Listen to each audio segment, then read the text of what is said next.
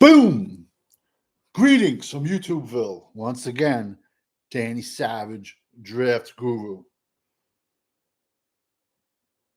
I love it when a plan comes together. I loved it to be that guy to bang on my chest.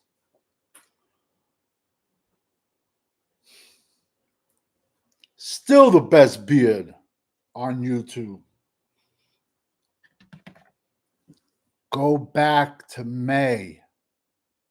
I said Drew Aller from Penn State sucks. 6'5", 240. He has all the measurables in the world. One thing he can't do, and that's throw the deep ball. His deep ball is horrendous. His deep ball is horrible. How ironic. Back in the summer, Penn State's best wide receiver, Keandre Lambert-Smith. Do you think he was he had his last year of eligibility before, his draft, he has to go into his draft. And he averaged like 3 to 4 touchdowns a year for the last few years. He jumped in the portal and he went to Auburn. And Auburn didn't even have a good year this year. They got one good running back, Marquez Hunter. Left tackle's good. I've done videos on both of them. And I've done a video on Keandre Lambert-Smith. I think he's a blazer. He's a speedster. He has like more touchdowns in his 1 year at Auburn than his entire career at Penn State. He's like at 9 TDs. And he's a great day 3. To me, he's a great day 3 wide receiver, Keandre Lambert-Smith. But back in May, I said Penn State quarterback Drew Aller sucks.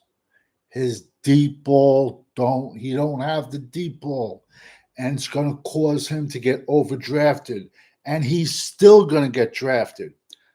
I also, back in May, I had Tyler Warren as my tight end too, but within the first month of the season, I switched Tyler Warren, to tight end. He's my tight end 1 because he's just a beast. He's my tight end 1. But also, you go back to my videos in May, I said Tyler Warren, I think he might have padded stats because Penn State legit did not have a number 1 wide receiver this year. So he saw everything. Penn State's a running team. And I love Singleton. I love Katron Allen. They were their team this year, man. And I'm a huge Abdul Carter fan. I just don't know why Penn State left Abdul Carter the majority of this game, and they went back to like early in the season. Abdul Carter is not an edge. I'm sorry. They've learned, hasn't the NFL defensive coordinators and anyone learned anything from Micah Parsons? Micah Parsons is not a full-time edge. Abdul Carter is not a full-time edge. They started Abdul Carter off at edge at the beginning of the season. Don't get me wrong, he has crazy bent. He doesn't have edge prototypical size. He can't last. And if he can't last in college, imagine what these NFL grown men, are going to do to him. Please put Abdul Carter back to linebacker. Penn State does have crazy talent, but you got 2 good safeties that are coming out. Singleton and Allen should come out because, Allen's going to come out and get overdrafted. I'm telling you, just on his size alone. The kid's like 6'5", 240. He has a cannon, but his deep ball is horrendous. And I've said that in May, and I've got so much flack from Penn State fans. I'm like, yo, I like 7 dudes on your team, but I tell you the truth about your quarterback, and then you throwing hate back on me. Same thing with Oregon. I dropped my video on his quarterback in the summertime. I love Dylan Gabriel, but I said I think he's gonna get knocked down on draft day for his lack of size. But if you can get Dylan Gabriel, like let's say round 4, round 5, he can be a crazy steal, man. Crazy steal. Is he lacking size? Yeah. But there has also been other quarterbacks in the NFL that has lacked size. Uh, both of Oregon's tackles I like. I like Birch and Harmon on their defensive line. There was a lot of draft picks, a lot of college draft picks played tonight for this Oregon Penn State game. A lot of kids, a lot of kids. Tez Johnson went off. The running back went off for Oregon. I've done videos. There's out of the game we just saw tonight, double digit guys are going to get drafted out of this game. But Penn State is the Dallas Cowboys of college football. Who's the last team? Last good team Penn State beat? Can anyone tell me? They're the Dallas Cowboys. They beat up on horrendous teams, and when Penn State has to play a good team, they can't beat them. They can't. Yeah. I mean, what are you going to do? You can't win at Happy Valley with all the talent. How does Penn State go into the season with no wide receivers? They thought, what? I honestly don't even know if Julian Fleming played tonight. He was the nation's #1 recruit a few years ago who went to Ohio State, did absolutely nothing there. And then he came back to Penn State this year, and he did shit. Penn State wide receivers did nothing this year. Why? Because Drew Allar's deep ball is horrendous. And quarterback is my worst. I hate ranking quarterbacks. I hate it because it also has the highest bust percentage, and there's a lot more guys with better knowledge than me. Yo, look at John Elway, man. John Elway couldn't even get a quarterback. He had to go out and get Peyton Manning to win a Super Bowl. So I think John Elway is a lot better judging quarterbacks than me. So I hate ranking quarterbacks. I hate scouting quarterbacks. I truly do. Because 99 times out of 100, it's a bust. And the great guys you back into. And so, but I'm sorry, I will stamp it. Drew Allar's deep ball is horrendous. Can it be fixed? I don't know. I am not a quarterback guru. You can ask me anything about the offensive line, defensive line, linebackers, running backs, tight ends. Yeah. Can Aller be fixed as a quarterback? I don't know, man. I was a lineman, and I was an offensive lineman and a defensive lineman. I don't know if that could be fixed. But I still know just because of his size and his arm and the lack of quarterbacks, and this is a very, very, very below average quarterback draft, you're still going to see this kid get drafted probably in the first round. Because there's going to be somebody out there that's going to say, I can fix him or I can work with him. But you take away Penn State's tight end away from this team. That was his #1 wide receiver this year, Tyler Warren. Tyler Warren, his tight end, who's 6'6", 260, played quarterback, played running back, played tight end. He's my tight end 1. Back in May, it was a tie between him and Colston Loveland from Michigan. A long time ago, I put Tyler Warren at 1. He's more physical. He's a better run blocker. And I'll go probably Colson Loveland 2. And this is just super early. We're playing around on a Saturday night. 3 would be either Mason Taylor or the kid Hannah, I believe his last name is. I did a video on him at a Bowling Green, who's going to shock a lot of people. The only thing that's going to hurt the kid, the tight end, has crazy numbers from Bowling Green, is, in my opinion, he's just a pass catcher. He brings nothing to the run blocking game. That's just my 2 cents. Uh, the longer the season went on, the higher the tight end class. Mason Taylor's up there. I did a video on him in the summer.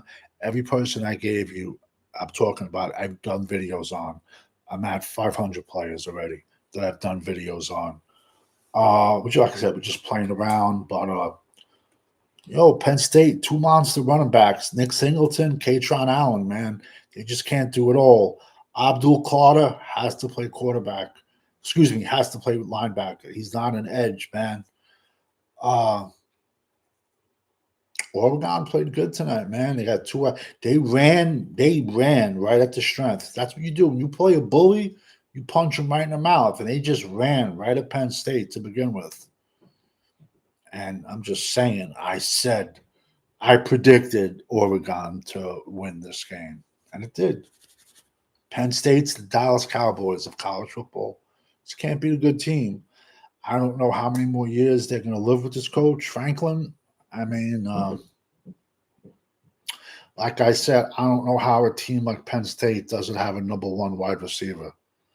But it's ironic they did have a number 1 wide receiver, and he left and went to Auburn. And it's looking like a smart move. But all the Penn State fans killed me this past year, saying, "Oh, look at our record compared to Auburn." But Keandre Lambert Smith, he increased his draft value for staying at Penn State and having a quarterback that can't throw him the ball. So I just wanted to, all my Happy Valley people, you got Dana Sutton also as your edge. So he's coming out. Listen, man, you guys need a quarterback with a deep ball. You guys need some wide receivers. You're always going to have your linemen. You got the young kid, tight end. You got the high school's number 1 prospect, the tight end, already committed to you guys. So, Tyler Warman stuck out to me last year. I was super high on Theo Johnson, and Theo Johnson went in the 3rd round to the Giants, and I hate the Giants. So when I was scouting Theo Johnson last year, Tyler Warman stuck out to me. So you guys will be fine at tight end. You guys just need to get a quarterback. You'll always be good at linebacker because you're linebacking you. And you need wide receivers, man. And you probably need a coach too. But what do I know? This was just a quick recap of Oregon, Penn State, Big Ten championship. But how ironic, I said in May, go back to my videos, Drew Aller sucks. His deep ball. Listen, when I say he sucks, he's a good quarter. He's a decent quarterback. He has his long ball is horrible. My second engineering degree is from Penn State. God bless you. I'm still not surprised at the outcome. No, I agree with you, man. Aller he's a good quarterback, but he has no deep ball. So what good is having good wide receivers and speedsters? And I said that last year, and I said that in May, and it was evident all season. His best, Penn State's wide receiver 1 was their tight end, Tyler Warren. And he's gonna go in the 1st round. He's more athletic than Gronk, and he's 6'6" and 260. And he can pass block, he can run block, he can catch the balls. He's played running back, he's played quarterback. He's a Swiss Army knife, but he's 6'6", 260. Tyler Warren, my tight end 1, and I said that months ago. Because we all know when you're rocking with the GWO, it's for life. Which team will you want Warren the most?